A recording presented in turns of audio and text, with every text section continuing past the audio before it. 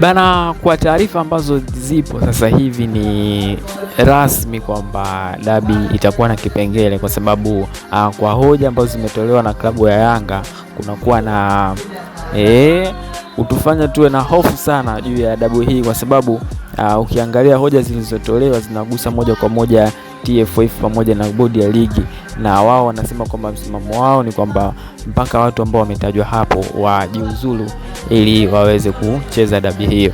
Sasa kwa namna ambavyo madaraka yanapendwa kwenye sehemu yoyote, mwanadamu yoyote ambaye ameshaingia kwenye system ameshaona namna ambavyo pesa na nguvu ya utawala inakuwa hawezi kukubali kujiuzulu kirahisi. Kwa hiyo bodi ya ligi pamoja na viongozi baadhi wa TFF, na nimeona Rais Karia hajatajwa pale kwenye ile listi, sijajua kwa nini, lakini wengine wanasema Rais Karia ajiuzulu, lakini wao Yanga ukiwaangalia vizuri wanasema hawajamtaja Rais Karia kwamba anatakiwa kujiuzulu na vitu vingine kama hivyo. Kwa hiyo taarifa ndio hiyo, dabi ina kipengele, na mpaka sasa hivi vingine havijatangazwa, hakuna promotions zote ambazo zinafanyika, na kikao cha jana pia kilikuwa kinalenga kuweka mambo sawa, lakini kumeibuka mambo mengine kwamba